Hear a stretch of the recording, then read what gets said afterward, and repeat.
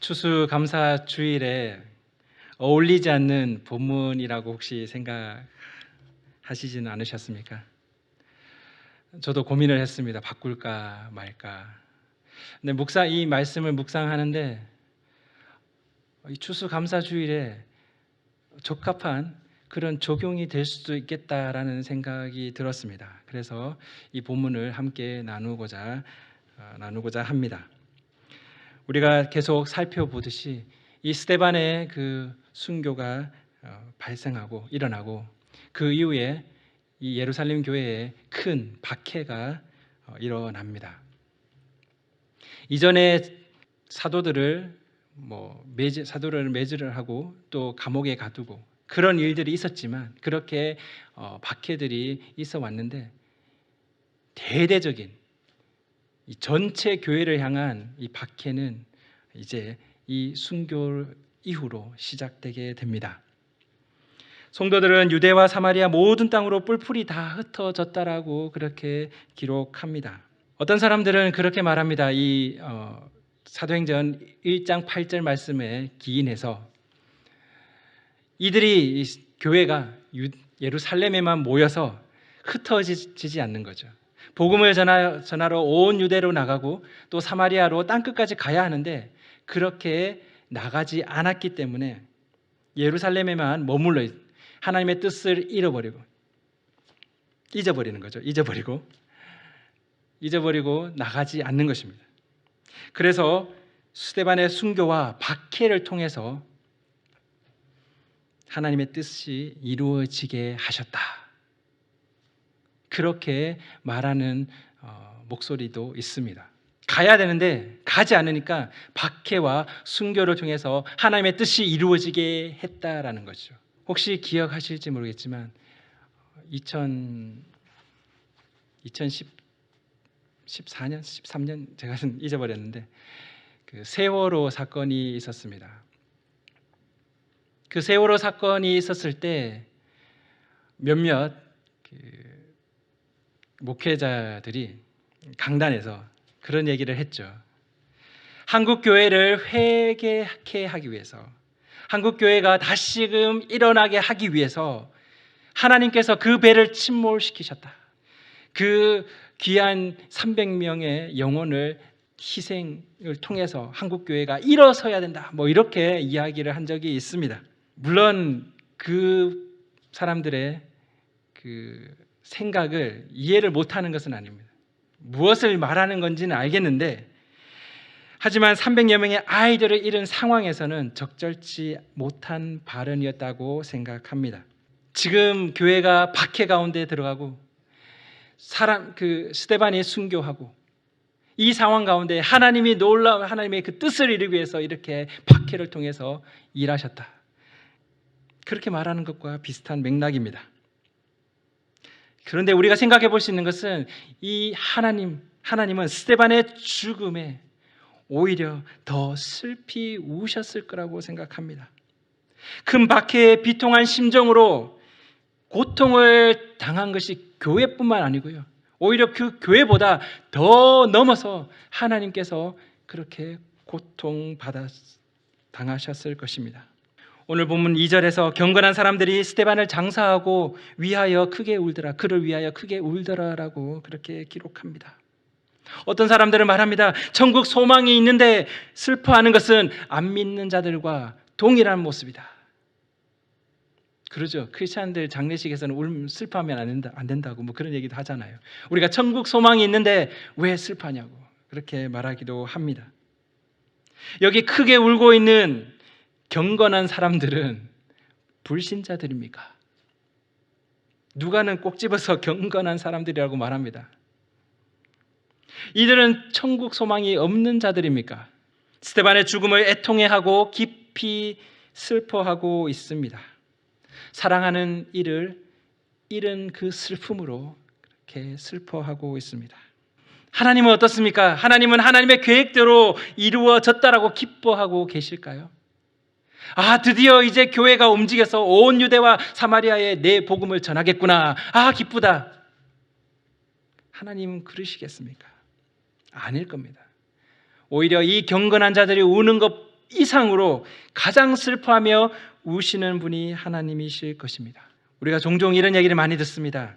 고통, 고난 중에 기뻐하라, 감사하라, 긍정적인 사고를 가져라, 하나님께서 일하실 것이다.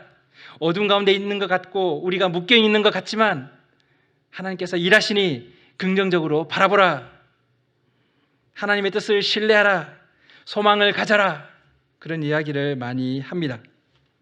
오늘은 추수감사 주일입니다.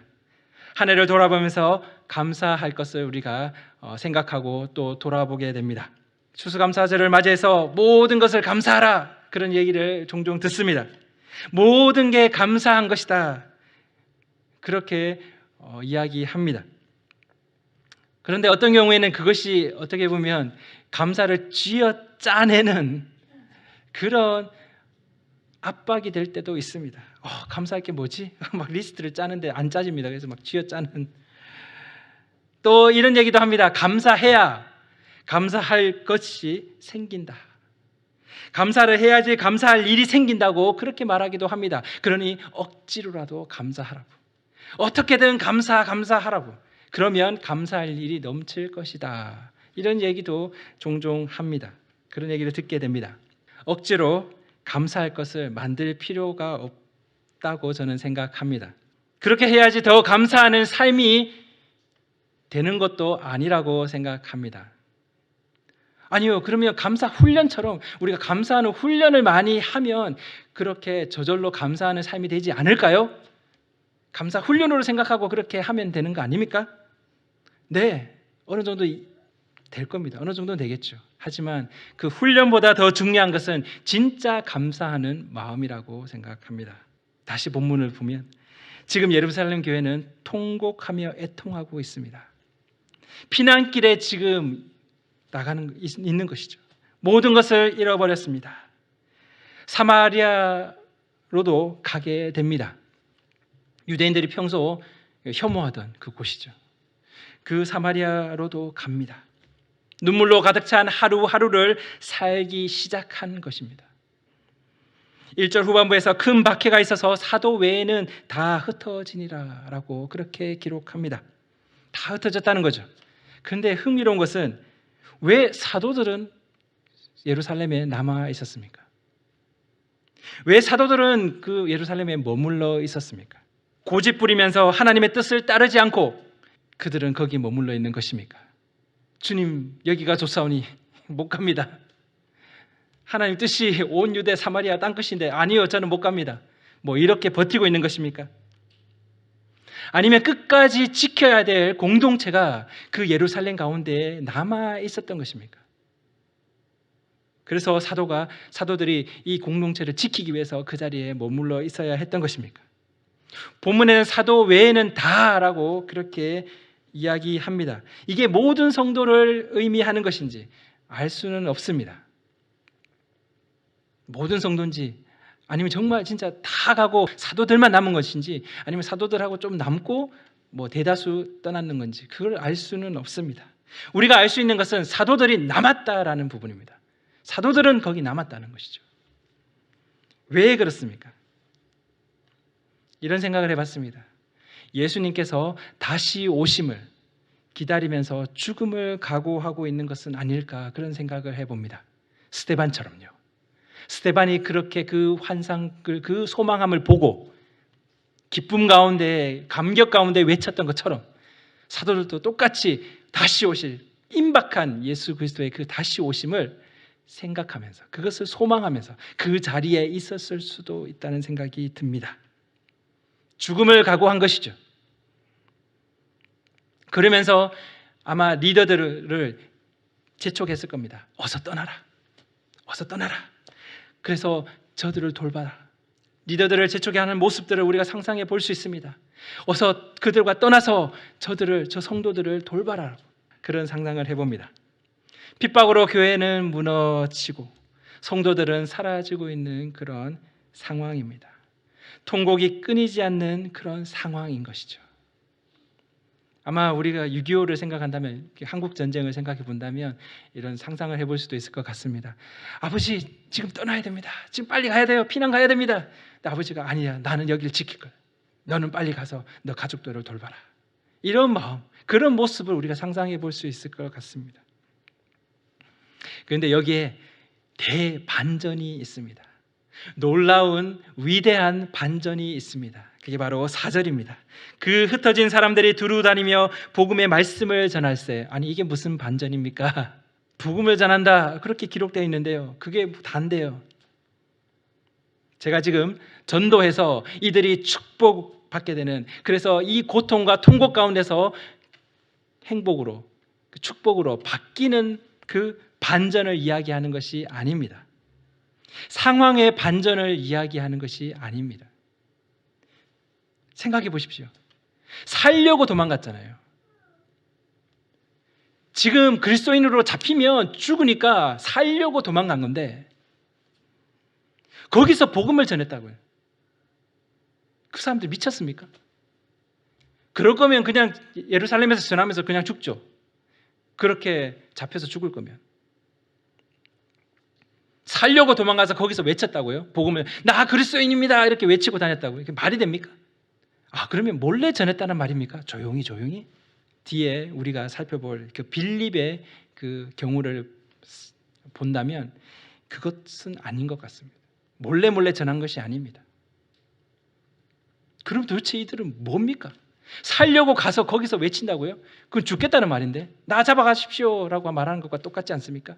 이런 생각을 해봅니다. 복음을 전했다라고 하는 그 말이 그냥 전도했다라는 말이 아니고, 그 당시에 그 말로 우리가 생각해 본다면 그리스도인으로 살았다라는 의미입니다. 그리스도인으로의 그 정체성을 그대로 가지고 살아갔다라고 우리는 볼 수 있습니다. 예수는 그리스도십니다. 그 그리스도인의 정체성, 그 예수는 다시 오실 것입니다. 우리는 그것을 소망합니다. 그것을 바라봅니다. 그리고 그 소망으로 우리는 하나님의 나라를 지금 살고 있습니다. 모든 것을 나누고 쉐어하면서, 같이 모이기를 힘쓰면서, 같이 모여서 기도하고 나누면서, 그렇게 하나님의 나라를 우리는 살고 있습니다. 다시 오실 예수 그리스도를 소망하면서 예수는 그리스도이십니다 라고 외치는 것이 이들의 정체성이었습니다. 그리스도인으로서의 정체성이었습니다. 통곡하고 애통하지만 그럼에도 불구하고 그들은 증인됨과 믿음을 버리지 않았습니다. 그것을 이야기하고 있습니다. 상황은 변한 게 없습니다. 여전히 박해하고 혹독한 그런 핍박 가운데에 있습니다. 그 가운데서도 그들의 정체성은 변하지 않았다라고 누가는 이야기합니다. 사울은 잔멸하다, 없애버린다라고 얘기합니다. 남녀를 모두 옥에 넘깁니다. 그러면서 사울은 어떤 생각을 했을까요? 내가 이렇게 열심히 하면 이스라엘에서 악이 제거되는 것처럼 그리스도인들이, 그 그리스도의 삶은 사라질 것이다.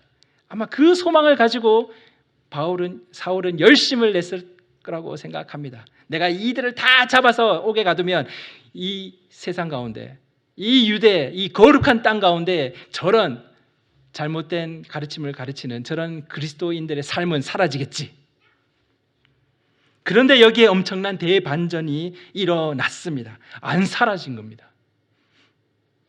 다 잡아가지고 죽이면 사라질 거라고 생각했는데 사라지지 않았습니다. 그리스도인의 삶은 계속되었습니다. 제가 좀 장황하게 이야기를 많이 하는 것 같습니다. 우리는 삶 가운데 나쁜 상황에서 좋은 것으로 그렇게 반전되기를 소망하곤 합니다. 제발 바뀌었으면 좋겠다. 그러면 참 감사하실 텐데. 그러나 우리 인생의 위대한 반전은 감사할 일이 없어도 그리스도인으로서 계속 살아간다는 그 모습이라고 생각합니다. 응답 없는 기도가 넘쳐나고 하나님이 안 계신 것처럼 어려움과 고통 속에 그렇게 우리가 떨어져 몰리고 있는, 어떻게 보면 이만하면 이제는 믿음 버릴 만한 그런 순간들에도 우리는 우리의 정체성을 버리지 않고 그리스도인으로서의 그 삶을 지속하는 것입니다. 그것이 위대한 대반전입니다. 이 정도 하면 이제 버리고 정체성을 버리고 그리스도인 아닌 모습으로 살아야 하는, 그런데 계속 그렇게 그리스도인으로 살아가는 것입니다. 그것이 세상에서 봤을 때 대반전입니다. 순교, 죽여버리고 옥에 가두면 그리스도인의 삶이 사라질 거라고 그렇게 생각하는데 오히려 그들은 그들의 정체성으로 계속 살아갔습니다. 예수는 그리스도십니다. 계속 외치는 것이죠. 이것이 바로 이 세상에서 보여지는 우리의 삶의 반전이라고 생각합니다. 이 반전을 이해할 때 하나님과의 관계에서 감사의 그 의미를 우리는 알게 될 거라고 생각합니다. 무엇이 있어서 감사하고 무엇이 없어도 감사하고 그렇게 감사하다 보면 있겠지, 그게 아니고요. 그리스도인의 그 정체성을 우리가 계속 살아갈 수 있는, 어떻게 보면 영원한 감사의 제목, 그것을 우리가 발견하게 된다고 생각합니다. 힘들어도 계속 감사해야지 쥐어짤 필요 없습니다. 그렇게 하면 감사할 일이 넘쳐날 거라고 그렇게 생각하면 안 됩니다. 그러다가 넘어지는 것이죠. 우리에게 영원한 감사의 제목은 그 상황과 상관없이 그 상황을 넘어선 우리와 하나님과의 그 회복된 관계입니다. 그것을 위해서 예수님께서 오셨습니다. 그 회복된 관계 안에서 우리는 영원한 감사의 제목을 찾는 것입니다. 그러한 감사가 우리 가운데서 나아올 수 있는 그런 복된 날이 되었으면 좋겠습니다. 무엇이 있어서 감사하는 것도 무엇이 없어도 내가 감사해야지 하는 것도 아닙니다.